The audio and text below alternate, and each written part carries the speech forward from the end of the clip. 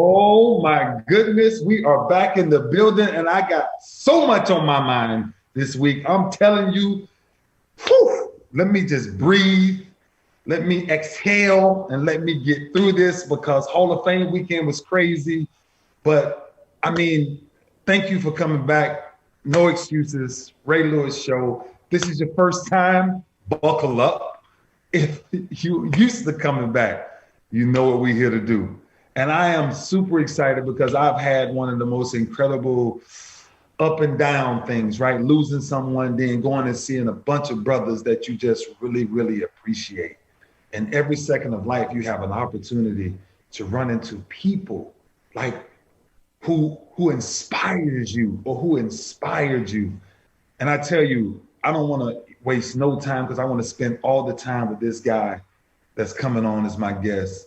When I tell you from high school to college, all the way through my professional career, he inspired me to be better.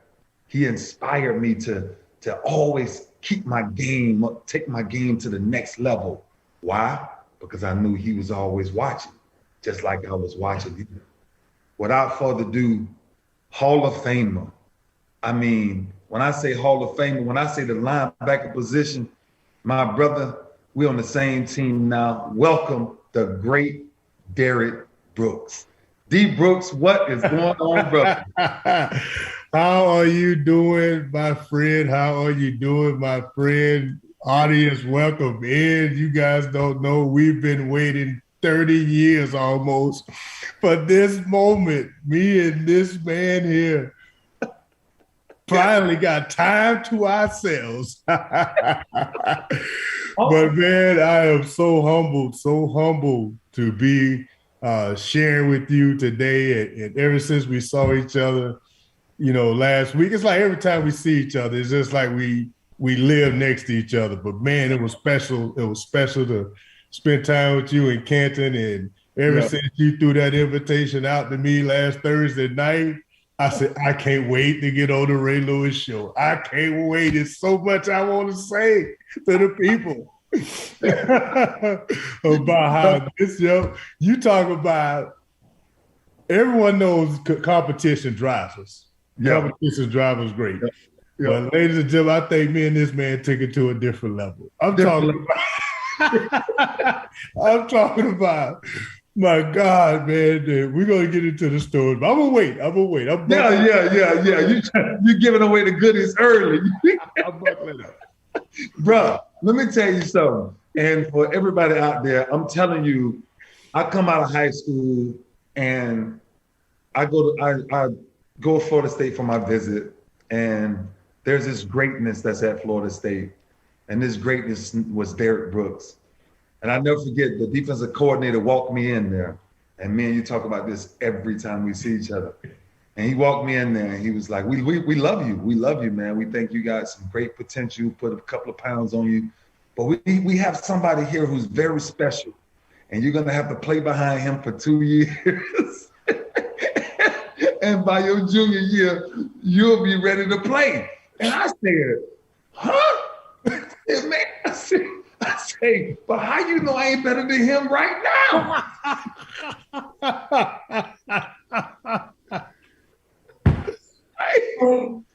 And I got up and told Florida State I'm out. And got on a plane and got a $39 from my cousin, Shannon Baker. And I got on a plane. And I came back home, and my coach almost lost his mind. Yes. D. Brooks, my question is, because you know I'm going to start some of this. My question is, why didn't you turn out to be a hurricane?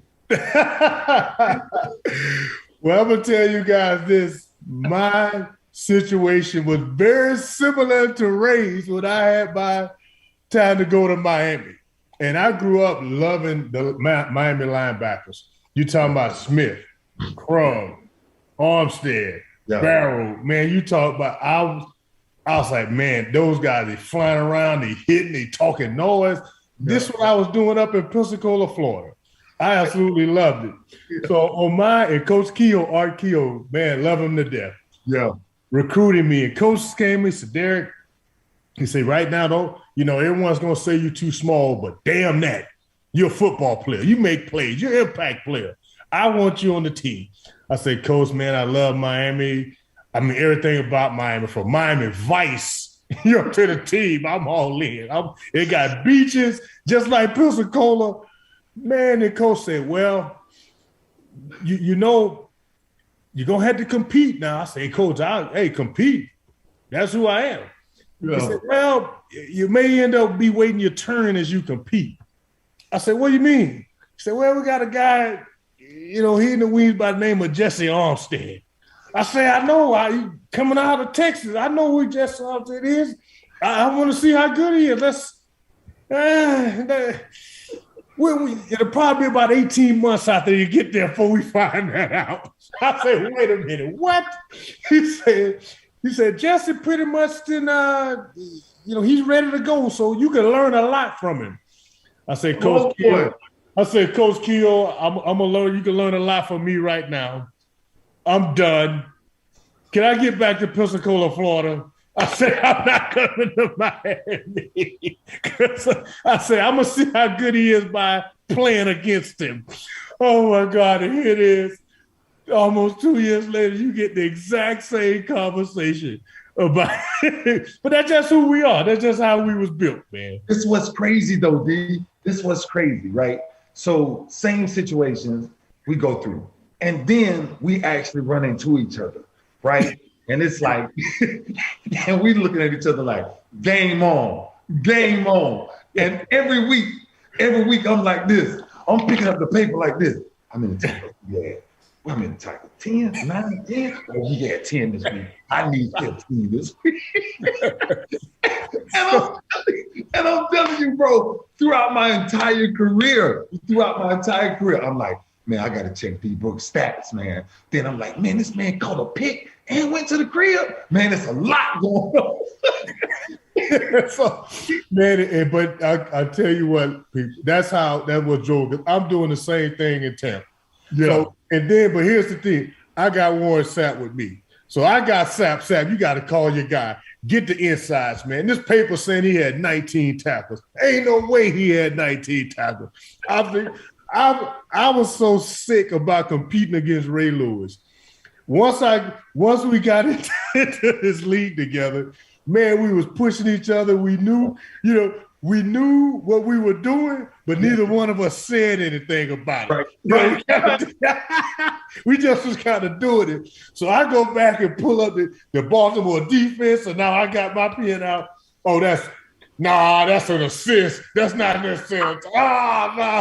So I'm trying to take tackles away from Ray just because I'm competing against him, man. I mean, it was that drive to be the best. And I used to always tell, whether it was Junior Seau coming up at the time. Yeah. Whether it was Laverne up in Pittsburgh, our big guy. I said, hey guys, we coming. I say the big backers downhill that all they want to do is hit fullbacks versus making tackles and making plays. That's us. We the new version of the linebackers here in the 4-3 defense. Yeah. And they're like, oh, y'all gonna wait your turn. Man, we heard that back in the early 90s. We beyond that. And Junior used to say, Derrick, you're right. We see it coming. I mean, you guys you balling. I say, now share some knowledge with me. Give me your knowledge. Give it to me because I'm gonna have to give it back to somebody else. So man, it was that competition and that boldness, I think, that just pushed us. This is why I wanted to ask you this, right? Because a lot of people look at competition and sometimes they take it the wrong way. I really think the reason why our relationship was the way it was is because we had so much respect for each other. Mm-hmm. Right? Take off the field out of it. Mm-hmm. I'm just talking about as a human being, right? Derrick Brooks called me at 3 o'clock in the morning. I'm getting up to see what Derrick Brooks need at 3 o'clock in the morning. Yes. And that's what I think it was, bro. Like it's something I'm teaching on my show called championship mentality. Mm-hmm. What does it mean to have a championship mentality? What inspired Derrick Brooks? What was that fire in Derrick Brooks that made Derrick Brooks get up every day and want to come back to work to be the best? Well, I always took my championship mentality to start with my work ethic. My work ethic.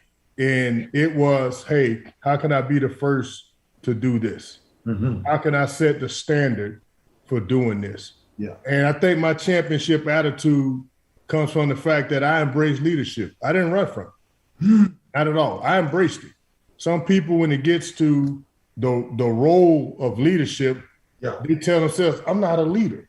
I don't want that responsibility of that role. Well, I always been, hey, I understand me as a leader, and I want the leadership role. Yeah. I want the light shining on me when the moment's the biggest. I want to be the one in a team sport when it comes to pass and fail. I want to be that guy. Because a lot of people say, I want the ball when everything's going right, we can pass. I always say, I want the ball when we fail. Because everybody can't pick everybody else up. I want to be that guy that I know I could pick others up. And that's when I had that championship moment, those championship traits you're talking about within a leader. A leader got to be ready, man, to go in the fire and deal with failure. They got to be the ones to inspire people when things are not going right and they don't change, because others are going to change. They're going to be like the wind. The environment going to dictate their motivation. The motivation not going to be from within. So I think God has put certain people in situations that embrace that moment because he knows they can handle the failures better than they can handle the championship moments. Championship moments, get those to my teammate. Let them talk about those. Give me the failures, because I want to make sure we don't get off track. I want to make sure that we're going to pull things back together and stay in these moments, and others can't do it. You know, I want to be the guy when the ship going down. Hey, man, I want to be the guy that's keeping people calm, cool, collective in those situations, not panic. And I think I embraced it when, you know, Coach Dungy, he phrased it for me when I talked to him about it. He said, champions always are poised in the noise. When things are loudest, when things are going array, a champion, a leader, that's when they do their best work in their quietest moment. Everybody can't focus in the chaos. You say poise in the noise. So I think for me, that championship mentality is that, along with my work ethic. Man, I always feel like, hey, there's somebody out there, man, that I can't see, I can't touch, I can't feel. They're out there working to take my job. Yeah. There's a 15-year-old out there that this is all he has. Here I am, 21, 22 in the league. Yeah. I can see my competition that's in the league. I just go put on tape. I go learn from Ray Lewis. I go to see Junior Seau. Yeah. But I can't see that 15-year-old that's saying football is all he has. Yes. He eats, sleep, and breathe because this is his way out. That guy want my job. I want to be out there working just as hard as him to say, hey, I want to welcome you to the show, but I ain't getting off the stage. That was drove me, man, to get up early, stay late, and the accountability piece of a championship. You talking about championship mentality, you talking about accountability, you step on a lot of toes with that. Because people say they want to be champions, but they don't want that accountability when it comes to what it takes to be a champion. No, they don't want that. Hey, sometimes champions going to take you getting hit in the mouth, bloody, and you got to find a way to throw another punch. You know, championship moments, man, going to take when you got to step back and know when to be a follower. Hey, it's your time to lead. You go do this. Hey, is your part of the show. Championship moments and leaders understand that. Yeah. And that's why I say, man, God has blessed me to be around it, because I had a great player that played next to me. Played in front of you for 3 years. Yes, sir. Warren Sapp. Yes, sir. Warren, as great a player he is, want to tell you, hey, man, I'm a great player. I'm not a leader. You got to go talk to number 55. Yep. You got to go talk to him. And the respect that you talk about, that's what we had. So I'm building in him as being a champion to know, hey, it's Sapp time. And then on top of that, go tap him on the shoulder. Hey, big fella, it's your time to go. Yeah. It's your time to go. I need to see more. Yeah. We need more out of you. Mm-hmm. He'll look back and say, I ain't got enough. Nah, it's more in the tank. Mm-hmm. And he said, how you know that? I said, because I got up at 5:30 and I did those reps for you. I need to see you work. Let's go get it done.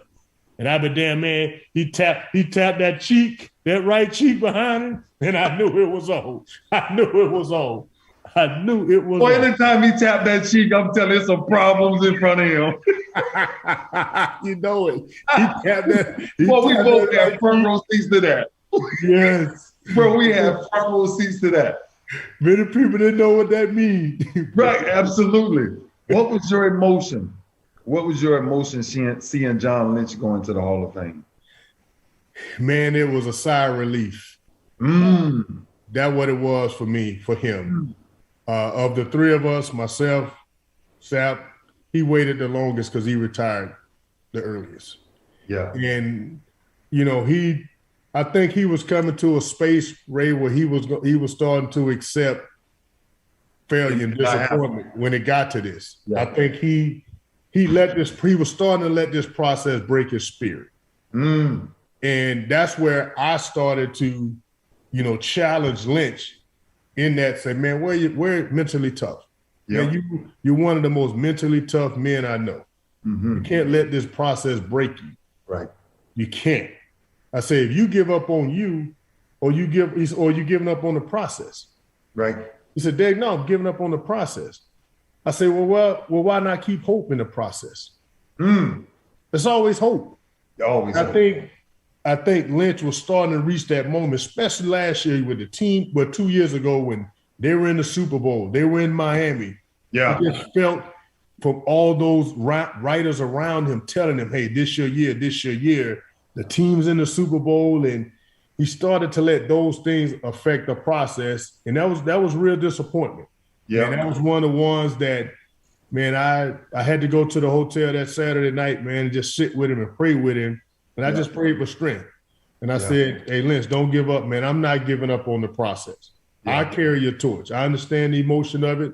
So I started thinking about that, man, when he got that call and his wife called me, and Lord knows she told me I had to keep the secret for 3 days. And I talked to him for 3 straight days. You know, boy, you know how hard that was not to tell him. And he was talking about these things, Ray. Yeah. Don't know, man. Derrick, I know you told me don't let it break me, but what else can I do? Man, you know, he was about to be a broken man. And I was so ready to say, my brother, you're not broken. Right. You're born in mortality. But I did my part, man. I held that secret, and to see him, I mean, from slipping on that jacket and I told him, it ain't the respect that we give you as teammates. Yep. I said, Lynch, take a moment to embrace the respect for the guys that played against you.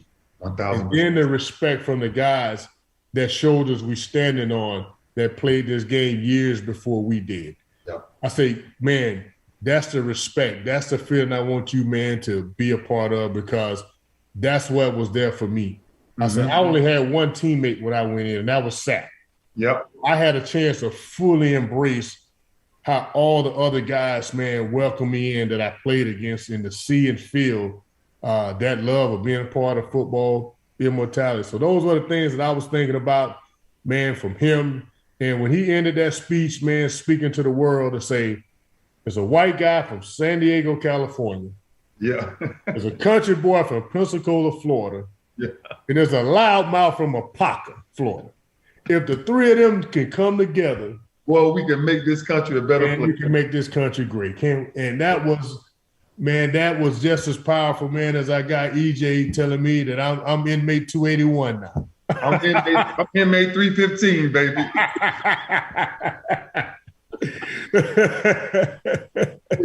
Bro, when I tell you, I wish the young kids or the young players that's playing now can sit in that meetings in those rooms and not say nothing and observe the greatness that we walk and see every time we walk into the Hall of Fame. Man, it's beautiful. It's something that you notice, right? Less than 1% of the world will ever see this. Ever.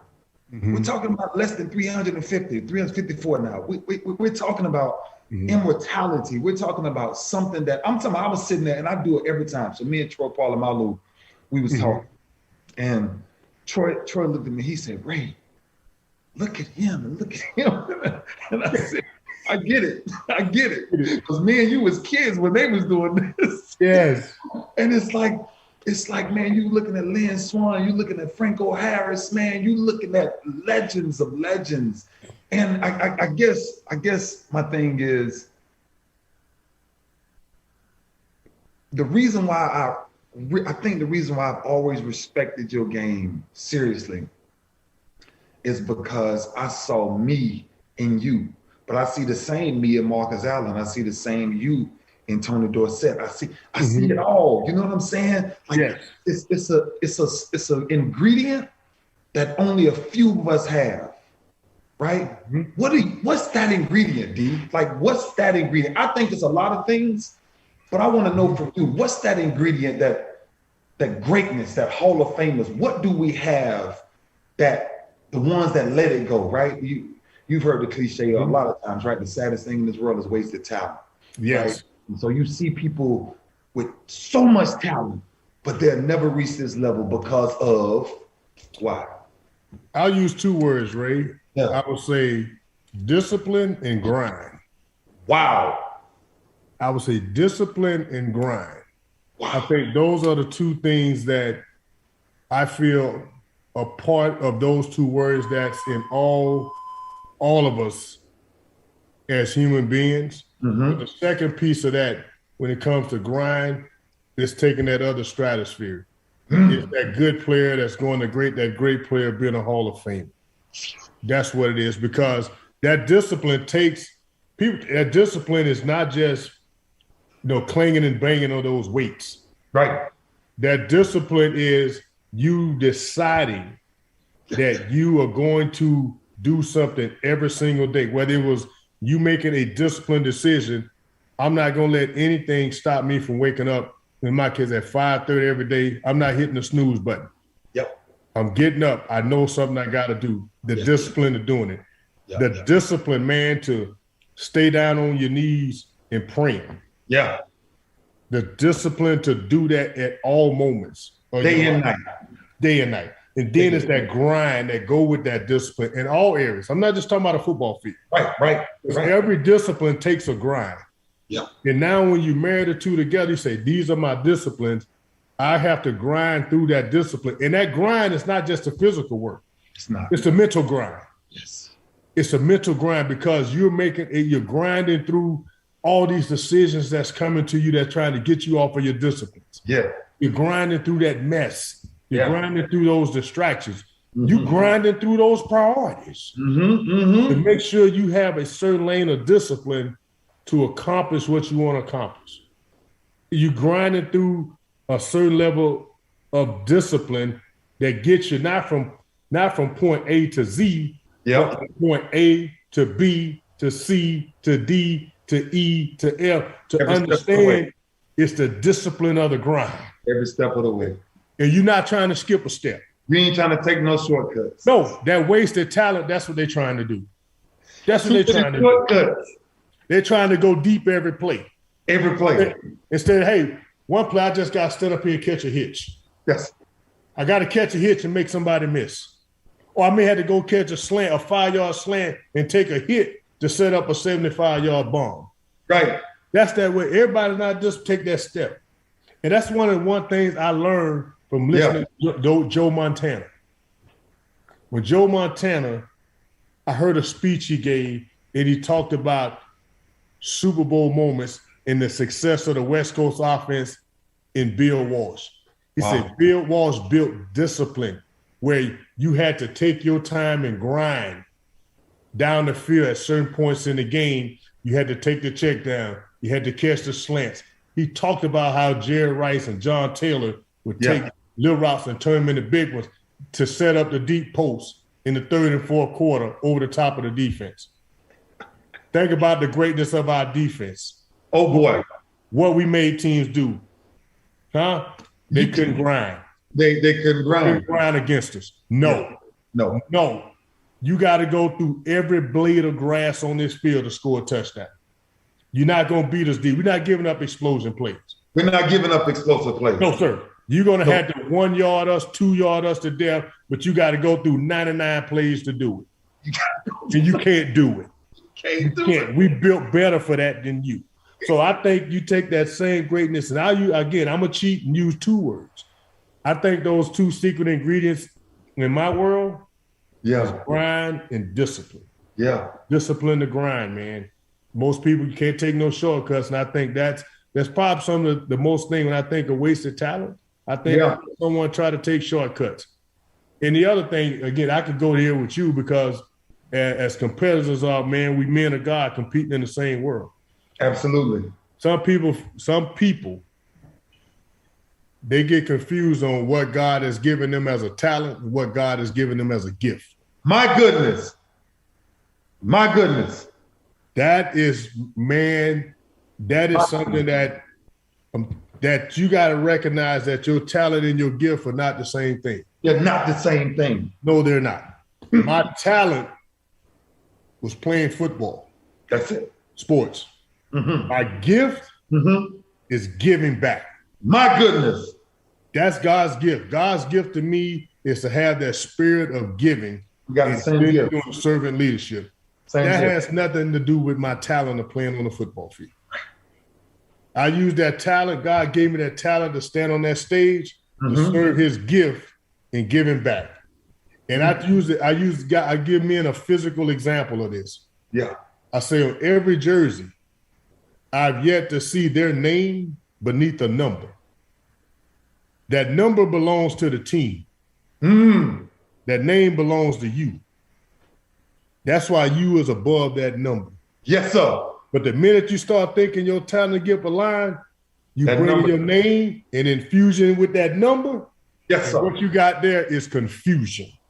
And confusion creates chaos. Chaos creates a mess. A mess creates a spill. A spill is an issue that can't be solved. My goodness. You need God's help then. I said, now God gets you out of your issues. But why? Why go back to the genesis of that? Right. Get that name away from that number. Don't go through that confusion. And too many times, Ray, that's the world we in. That's the world we in. And I'm gonna keep fighting. I'm gonna keep fighting that to let men and women know. In the world of sports, your name is above that number. Absolutely. For a reason. That's why the book of Proverbs says a great name is rather chosen, not a great number. But yes, right? Yes. Yes. Right? That's what your purpose is, right? That's why the gift, right? The gift runs hand in hand because it actually gives you access to the purpose. Yes. The talent opens the door to an opportunity. Mm-hmm. Oh, right? I'll write that down. You preach. Keep going. Don't you stop. Don't you stop on me. Don't stop. But think about it. Most people, that's why most people get frustrated with jobs, right? Because a talent can get you a job, but your gift is the only thing can usher you into your purpose. Yes. And that's why people stay stuck. Mm-hmm. Because we really believe that my job can make me happy. My job can't make me happy. My job can only set up me to go to the next level or use it to get to where I'm trying to go. D, I'm telling you, bro, this is why I've been wanting to talk to you, because we think so much alike. But I'm trying to tell people it's not sports. It's not sports that make men like you and men like myself the men we are. It's because we believe everything that God has said. He says, I will never leave you nor forsake you. He says, a great name is rather chosen. He said, no weapon formed. But sometimes we get caught up in the rat race of life to where we believe the number is more relevant than the purpose. No, we can't do it, man. And once you get there, it's a different battle. It's a different battle, bro. Look, I gotta go here, because I know, man, we will turn this into Bible study really quick. like really quick. But this is when I hear you speak, like, and you know this, right? Because if we was in church, we'll be saying, preach. Oh, Dick. You gotta do. That's when you stand up in church and just hold your hand like this here. Yes. Because you know he's speaking the gospel. Bro, look, I never forget, when Sap hit me up, man, and he said, bro, look, and you know him, he always like this competition thing, right? Yes. And he always like this competition thing. So he hit me on text. He was like, all right, now, you know, this Bucs defense now, we coming. We coming, right? I don't compare nothing. But what I think made Tampa so dominant is that you guys had a togetherness that was never questioned, right? When you saw you play, when you saw your ability from a weak side backer to come on the opposite side hash and pick a Rich Gannon off, or when you seen a John, I'm just telling you, like, when you watch it, what's missing in today's game from those defenses that we had? Well, the one thing, and I would say that and I'm glad you said we don't compare. We don't compare. No, we don't compare. We connect. And that's the thing that I, share when I'm talking. Hey, was it 2000 Ravens or the 2002 Bucs? Yeah.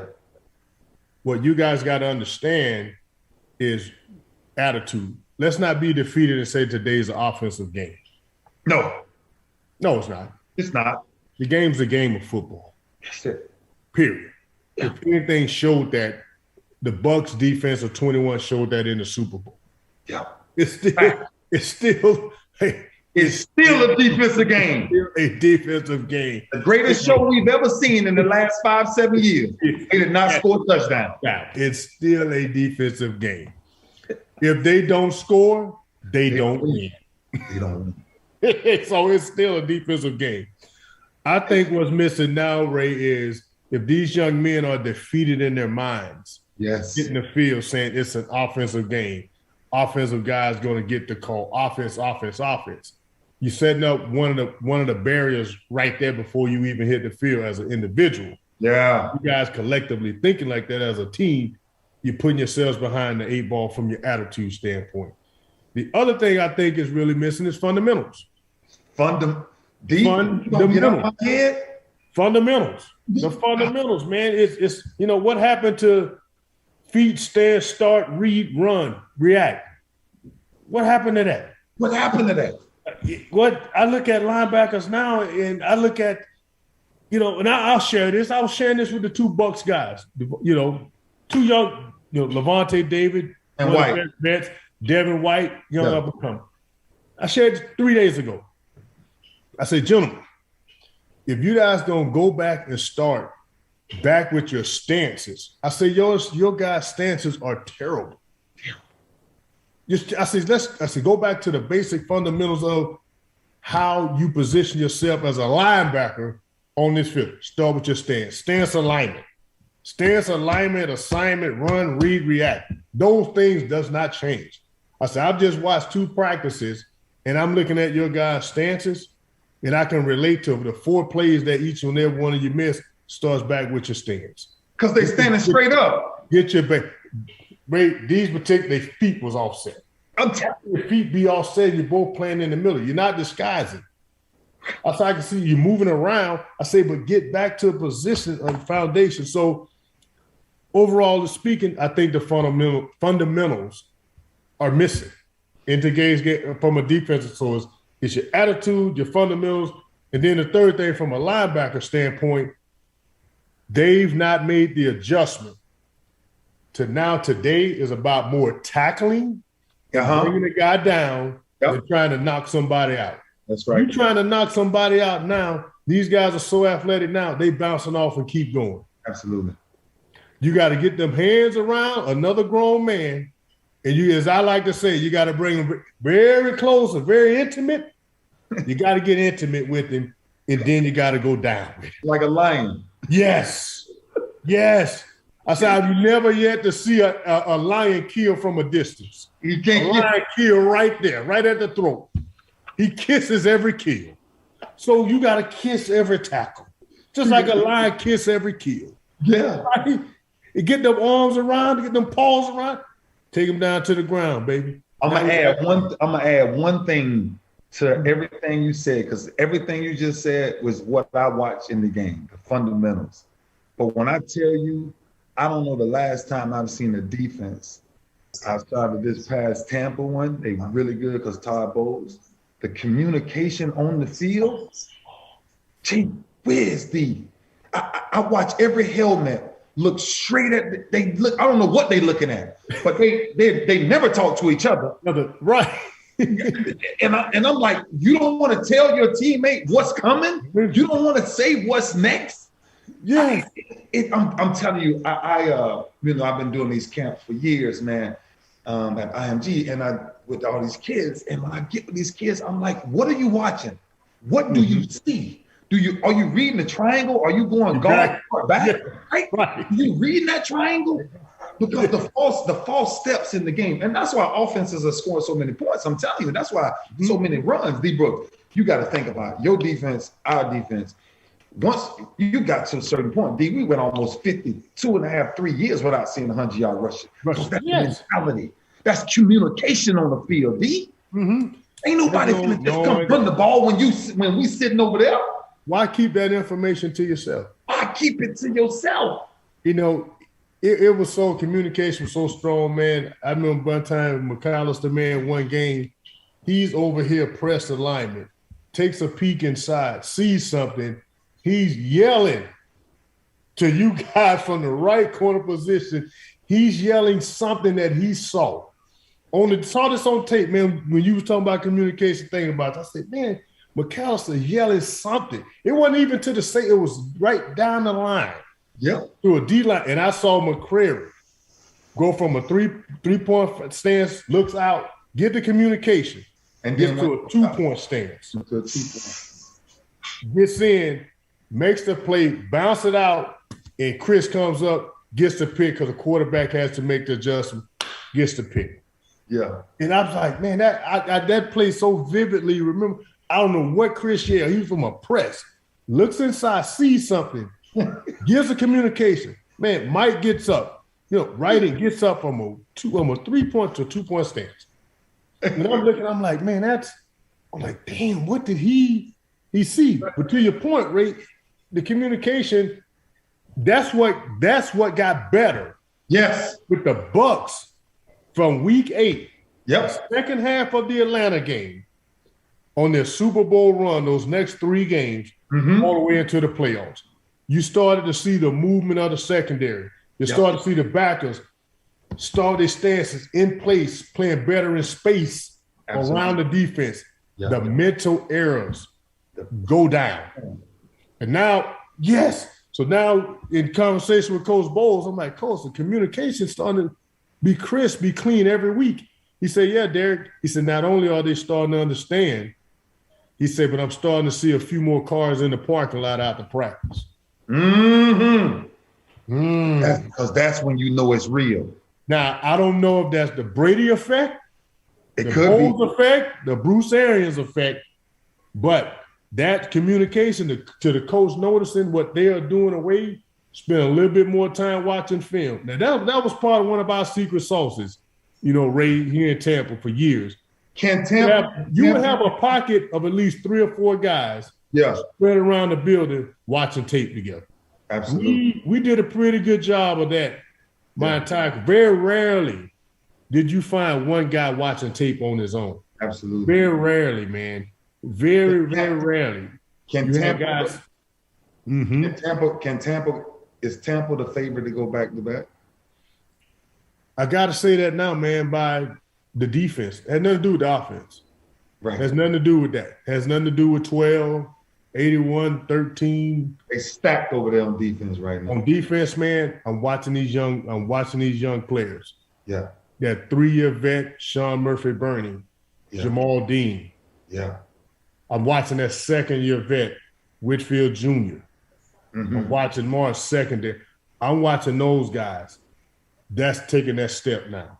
They're making plays in practice, man, down here that's you're starting to see. Now, naturally, first few weeks of training camp, defense always going to be ahead of the offense. Always. Yeah, we got a few calls to make. We make 3 or 4 defenses, and we getting out of their butts. We're gonna always dominate the first 3 weeks of training camp.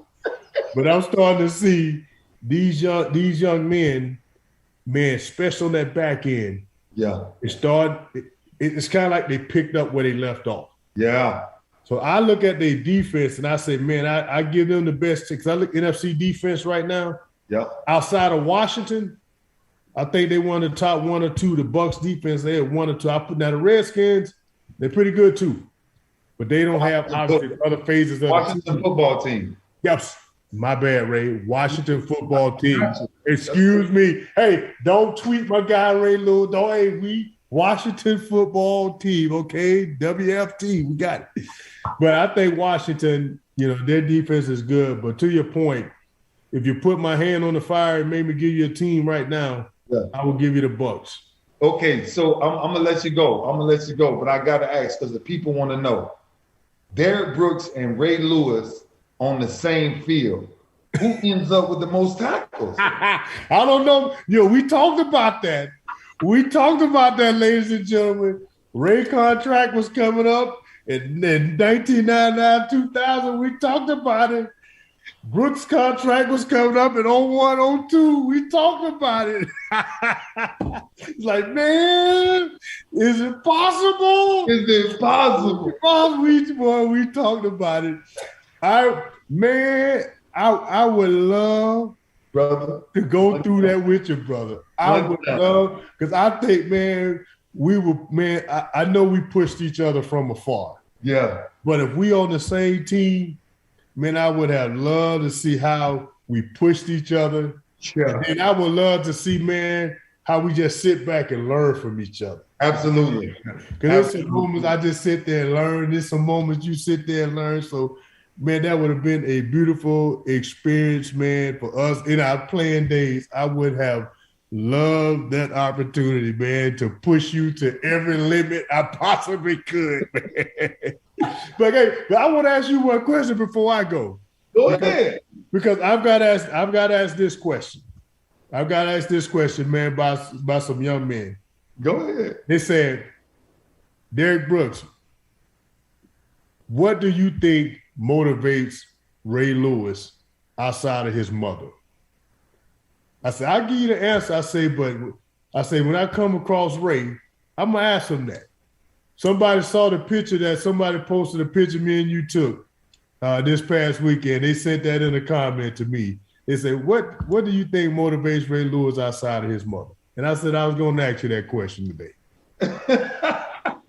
But that's really an easy answer, right? Because you were in the same position I was in, right? We were supposed to be quote unquote too small, right? We were supposed to not be the prototype, right? Yeah, the way they wanted you to play the game. And I remember saying this when I was young, D. Brooks, at the University of Miami at 17 years old. I said, listen, man, I will be the greatest to ever do this. But I meant that. And so to answer it easy, I never had a plan B. Yeah. I only had plan A. Right? God showed me something. And this I'm gonna end with this with you because I want you to go backwards. but God showed me something early, and he won't give you all of the vision. Right. He'll show you enough of it, Mm-hmm. And I've seen something, and he said this to me, D. Brooks. He said, it's going to be tough. The road will be rough. And I said, my gosh. But I have never stopped to think about what if I didn't do what I was doing. Right? Everybody around me who did not account, I wasn't the biggest, I wasn't the fastest, I wasn't the strongest. But D. Brooks, I'm gonna tell you something, just like yourself, bro, your number one thing when I first asked you, this is why I said me and you in the same field. I just never saw a man that could just flat out outwork me. Mm-hmm. That was my push. My push was, why wait? I don't want to wait. I want to get on this side of life and know that I left. That's why people ask me all the time, do you miss the game? Absolutely not. I gave the game everything I had. Every hour, every minute, it got it out of me. And that's why, bro, like every day motivates me, because it's not just a better football player. And this is why I'm telling you, I'm coming right back to you, because it's not just a better football player. I always wanted to know that I made God proud because I trusted him in my darkest hours. Right? Like, and that's when you said it earlier, right? True leaders in the darkness, that's when they show up. Well, that's it. And that for me has always motivated me to say, it may not be the way I want it to be, and it may be very uncomfortable where I'm at, but I ain't turning away from you no matter what. And that's, to this day, bro, outside of moms, that's the number one driving force for me, is to complete my race. Man, I can't wait to share that with this young man. I can't wait to share that. Well, you got my blood boiling, man. You got my blood boiling. But let me just honestly just say here, man, as we say thank you. No, bro. Thank you for being the competitor you are. Thank you for being my friend. Yep. And thank you for being the leader you are. Yeah, brother. Man, you're one of my prayer warriors that I continue to ask God to build into you, man, as you lead. To lead this message, because the role of leadership is not for everybody. It ain't. Those few that God has chosen to be in that role, we're going to keep lifting each other up, man, in prayer and having fun while we do it, man. Having fun like this. While we do it. We've been doing this now. We've been doing this now since 1993, D. We've been doing this a very long time. Yes. But God is faithful, man. And brother, listen, I love you to death, D. I'm telling you, man. Let's talk more. Yeah. Keep each other in prayer. We send texts of prayers. Yeah. Let's talk more. Keep each other accountable. Let's live the best life we can as Hall of Famers. Amen. Thank you, my brother. Thank you. I love you, brother. The great Derrick Brooks. I'm gonna tell you, that guy inspires me so much. And I'm telling you, I said this on and off the field, just simply because of who he is. It's something when you find someone at a very early age that actually inspires you, and you see them take on the task of greatness. I want to hurry up and go to checking in and just check in and tell you, like, being around greatness, it gives you an opportunity. And you know what the opportunity is? Is to make absolutely no excuses. That's what being around greatness does. And every time you're introduced to someone speaking to you, you have to ask yourself a question. When are you going to become the speaker? When are you going to become the leader? When are you going to go the extra mile? I want to bring my coach in here because championship mentality is on my spirit right now. Coach, I know you've been on vacation, but I need you to get in here. We're going to jump in real quick because I just really got done speaking to greatness, and I watched it. I watched this man. This man was the reason why my entire path changed. Right? Because, my entire road was different because of his name. Imagine that, right? I had never met him, but his name was great. You always had respect for Derrick Brooks, man. I remember in the early 2000s, we had a golf tournament, that we went to was a long time ago that he invited you to, but you wanted to train the weekend he was having a golf tournament. So I was blessed to go there as well. And I think about those defenses from an NFL fan perspective. Yeah. And it's amazing, man. But more importantly, he's a man of God, man. That's it. A man of God.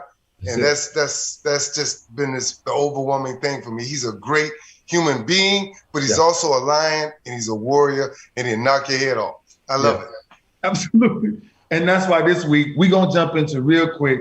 We're back, and I hope you guys are ready to go deeper and deeper and deeper. But this week it's about the importance of cardiovascular training and conditioning. Coach, I want you to jump in because this is what you do. How important is cardiovascular training? It's so important, Ray, that it's the #1 killer in the United States, man. Wow. #1, heart disease. It's amazing. And the sad part is that it can be prevented the best that it can by doing this cardiovascular. And, we like to keep it practical on this show. Cardiovascular is in simple terms, the physical conditioning of your heart and your lungs and your blood vessels associated with it, just getting your whole circulatory system working. When you're getting a cardiovascular workout, it's a great workout for your whole body. Yeah. And so for those that are now, as we transitioning over to the body, a couple of weeks ago, we talked about the importance of nutrition. That was amazing. But now we're breaking it down aspects of a program. And this cardiovascular rate, with that being the #1 killer in America, it's so important for us to incorporate that in any exercise program that you're doing. Do you remember when we started training with Papa's son, who's Lauren Hill's father, that we was actually getting connected to machines, me and Ed, and he was talking about you guys are in Navy SEAL type shape? Yes. Do you understand the mentality of when you can be in that type of shape? Wow. Right? Like I want somebody to get this, right? Because you've been procrastinating about going to the next level and starting your training regimen and all of these, New Year's resolutions and all these things that you say you do, that you're going to start. But I'm gonna share something with you. When you create a cardiovascular life, your mentality changes immediately. Right? You become a different individual, bro. That you look at life differently. When you have that up under your belt, when you know you're in better shape than anybody that's going to try you in anything, everything changes, Coach. Hey, to me, that was your key, bro. I used to get the messages all the time. Why Ray doing all that dancing before the game, man? We need him to save that energy, man. We going to need him. And I'm saying to myself, they have no idea what the conditioning that we was under. Our whole program was conditioning. Of course, there's always going to be somebody, like you even said earlier, they fast. They got real quick feet. Yeah. But can you do that 20 times? Can you do that 30 times at that same pace? Yeah. I never forget the conditioning test that the Ravens sent you. And they was like, okay, Ray, we got this conditioning test. 6-1-50.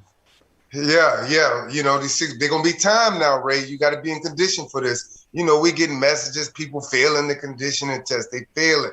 Oh, it's going to be tough. To our people out there, what we did was Ray said, you know what?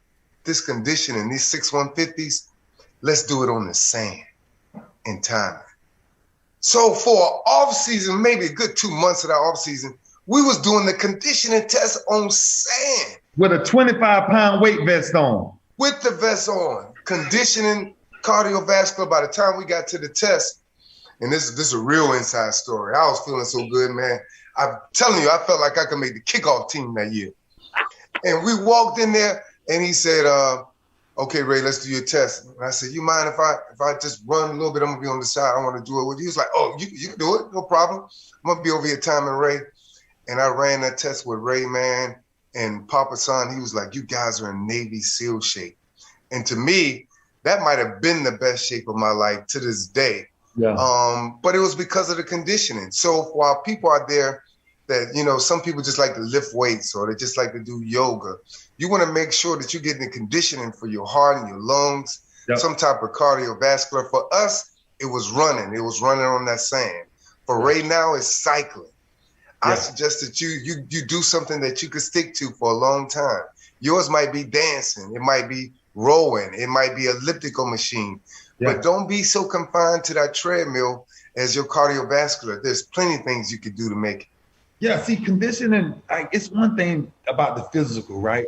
But think about what you feel like, T, after you get done with a really intense cardio workout, right? Like when I get off my bike, I'm a different person. Like I'm just totally different. I'm free. I'm stress-free. I'm worry-free, right? I'm prayed up. I'm motivated. I'm like, everything about me has changed. My mental, you talk about mental health. A lot of people always speak about mental health. I'm gonna tell you something that cardiovascular does. Cardiovascular introduces you to mental wealth.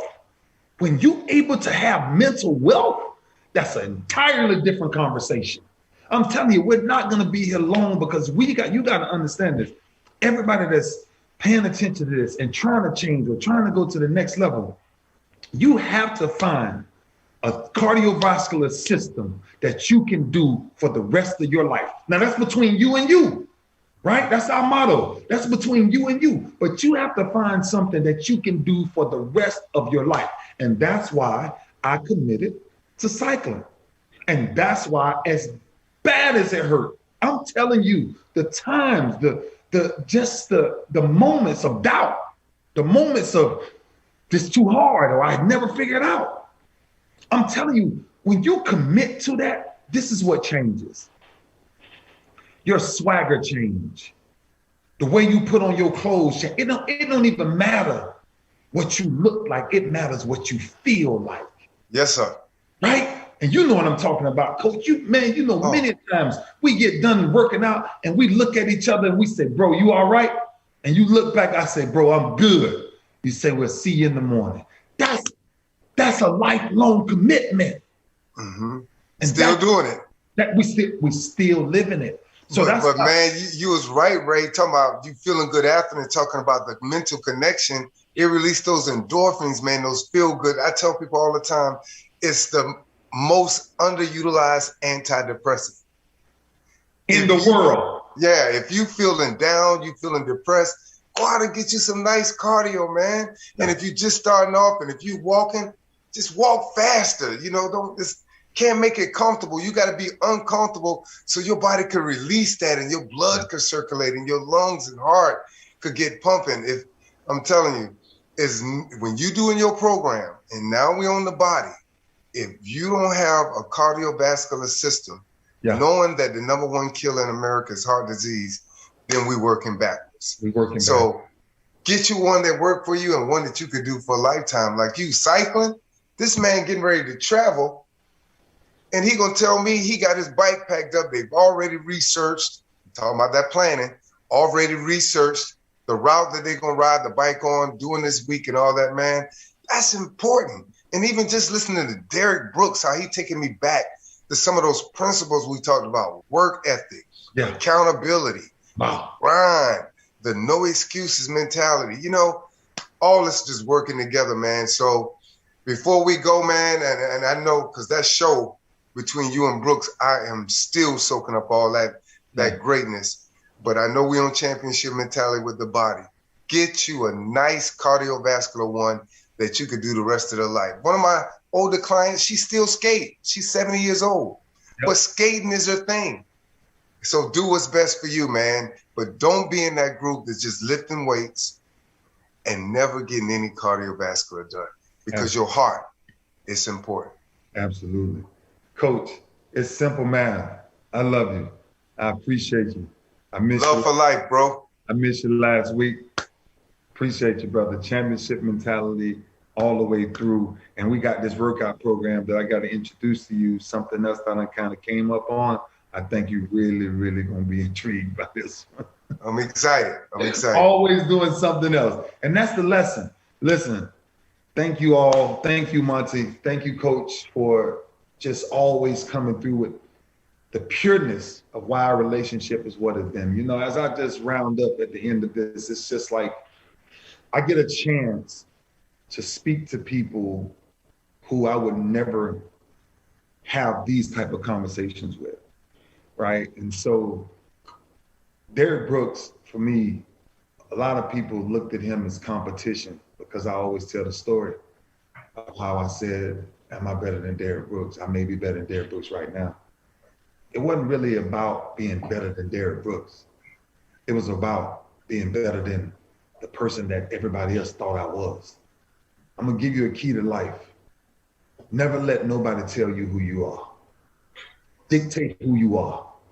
And when you grab a cardiovascular system, I'm telling you this, it will challenge you in ways that the only thing you can do is go back at it day after day. There's no way to beat it. The only way you beat it, seriously, is finding a partner who pushes you to the next level. Listen, I'm honored to speak to D Brooks. Honored. God bless you. Thank you guys for joining me. We are back on it. And now that we're on this body, I'm telling you, I need before pictures. We need to see it all. And I need you to ask yourself before New Year's come up, before the holidays come up, what are you committing to? This week is about physically, what cardiovascular system are you committed to? Wow. God bless you. Absolutely no excuses. Thank you for joining the Ray Lewis Show. And guess what? We out.